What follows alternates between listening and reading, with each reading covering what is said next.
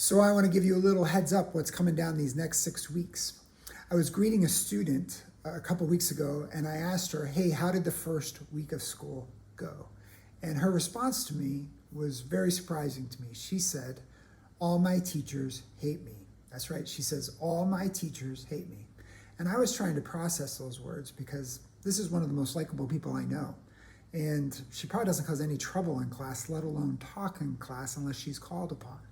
So how in the world is she getting the message that all my teachers hate me? And that was her first response to me. It was so honest and natural.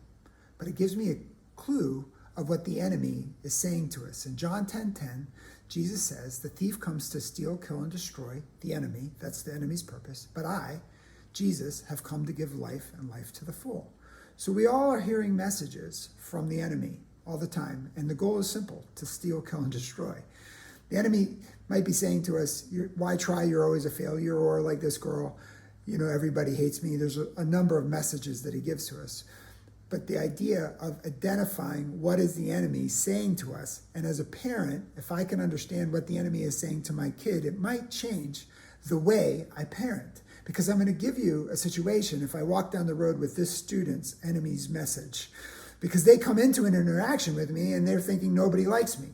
And so they look away when I'm talking to them. Well, the enemy is feeding me this idea that my kids don't respect me. So I'm watching my kid look away, and I feel disrespected, so I yell a little bit, which makes the kid say, see, they don't really like me, which causes me to go, they don't really respect me, which causes me to yell a little bit more. And you can see the breakdown and a breakdown of family really quickly when the enemy is loving it because, again, his purpose is to steal, kill, and destroy. And you can see it firsthand.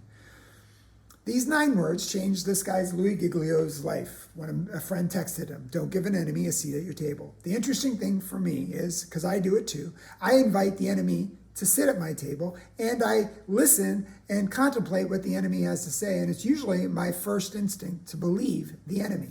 It makes no sense, I know. But Jesus is also, he actually prepares a table. In Psalm 23, verse 5, it says, I will go and prepare a table for you amongst your enemies.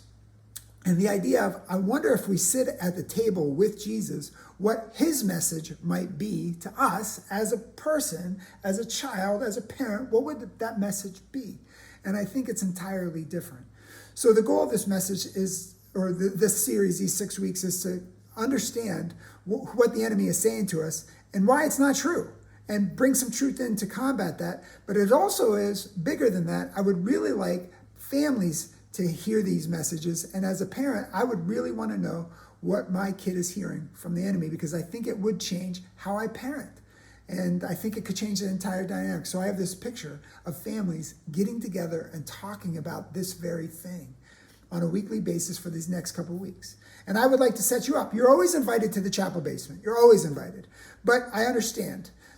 It's a little weird sometimes, but I can, if you contact me and email me and say you're interested, I'm going to give you free of charge a code that will unlock these videos so you can watch them at your own time. And if there's a week, let's just say you can't come to church, you can still watch the video and still hear the truth and how it combats the enemy's message.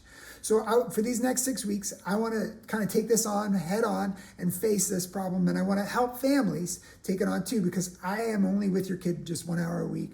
You're with them all the time. And I think it could really help us all if we hear this message. So email me at timjones@bethanyum.org and I will get you what you need to know. And let's see what God does in these next couple of weeks. Let's pray together, okay? Let's do it.